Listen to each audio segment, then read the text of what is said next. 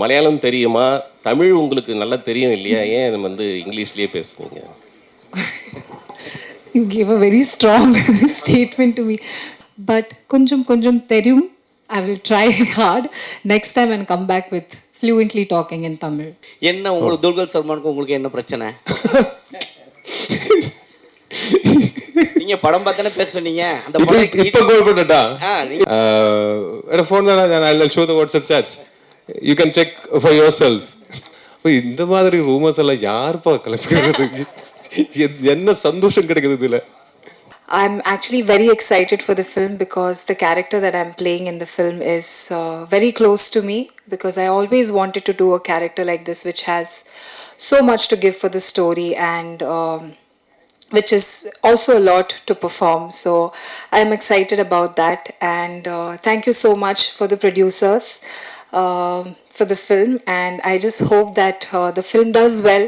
Please do come and watch the film. We have put in a lot of effort. It's a family entertainer. It has everything. It has drama, emotion, action.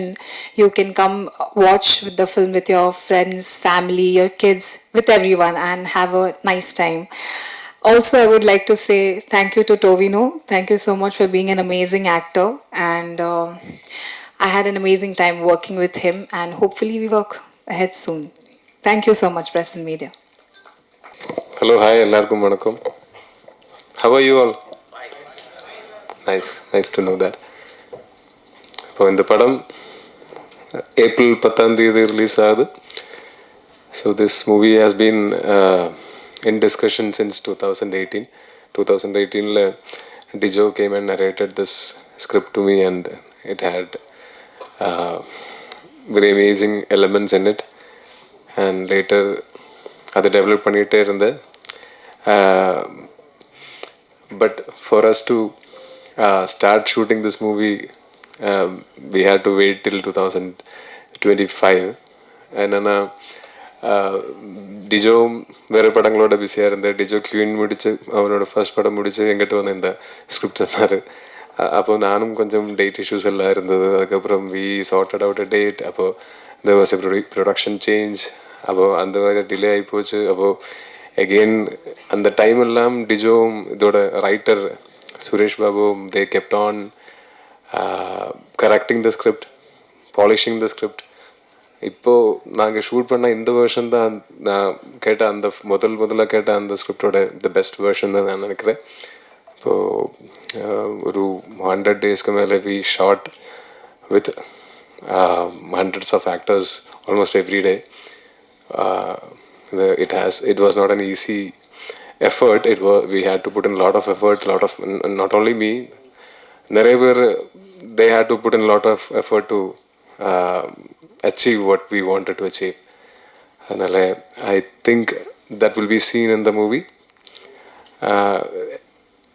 Also, this movie is a period movie which happens in 1957-58 அந்த டைம்லைனில். அதனால் அந்த டைமில் கேரளாவில் இருந்த socio political scenarios எல்லாம் இதில் ஒரு background மாதிரி வரும்.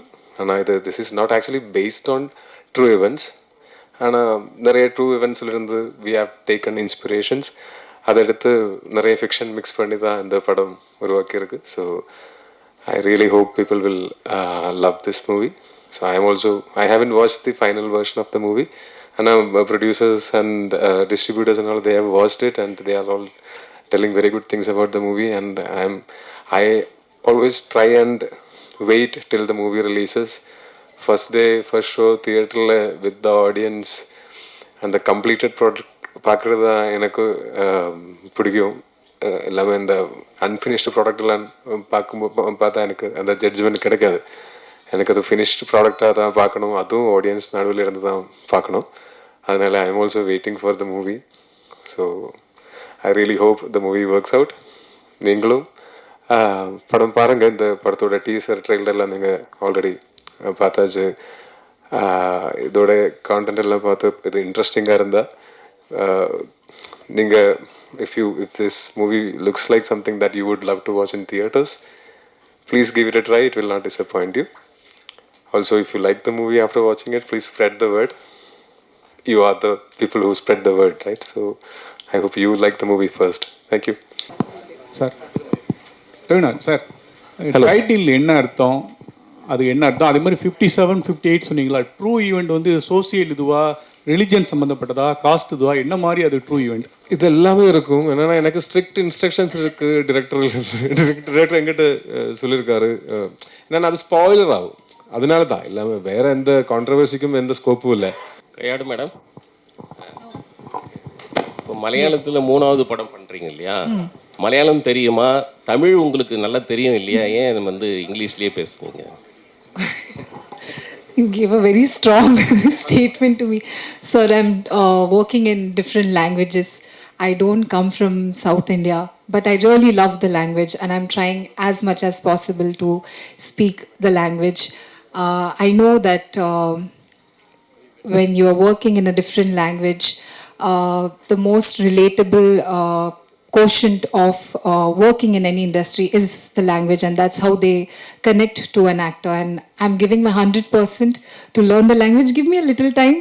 I will definitely come back very fluently speaking in Tamil, Malayalam, and all the other languages which is I'm working in. But it's a little difficult. So when you're working in working continuously in different languages, it gets difficult to cope up. But kunjum theriyum. I will try hard next time and come back with fluently talking in Tamil. இல்ல லோகான்னு ஒரு படம் வந்தது உங்களுது, நல்ல acting. Second பார்ட்லயும் நீங்க ஹீரோவா பண்றீங்க, வில்லனாவும் இருக்கிறீங்கன்னு கேள்விப்பட்டோம்.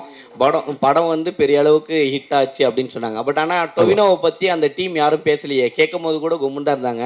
என்ன உங்களுக்கு துல்கர் சல்மானுக்கு உங்களுக்கு என்ன பிரச்சனை?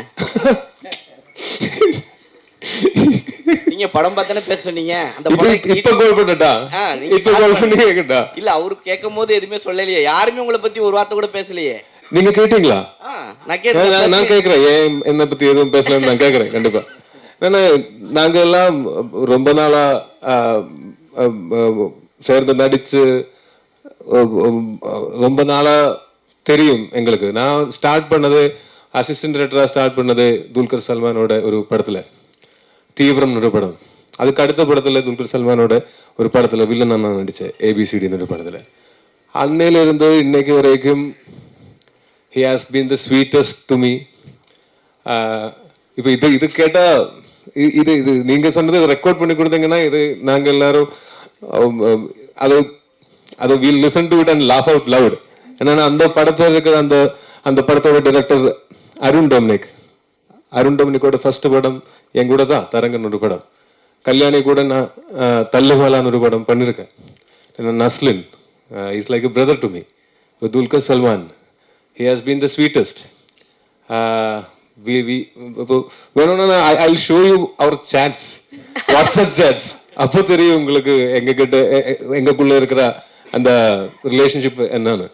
என்னன்னா வெளியிலிருந்து பார்க்கும்போது இந்த காசிப்ஸ், இந்த மாதிரி ரூமர்ஸ் எல்லாம் கொளுத்தி விடுறது ரொம்ப ஈஸி.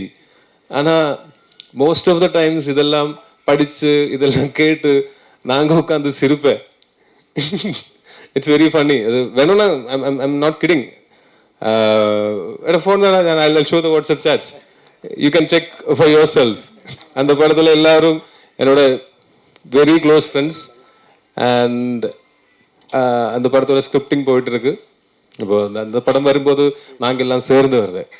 நாங்கள் எல்லாம் சேர்ந்து வந்து இங்கே உட்காரும்போது அங்கே கேளுங்க என்னை பற்றி, அப்போ சொல்லாங்க.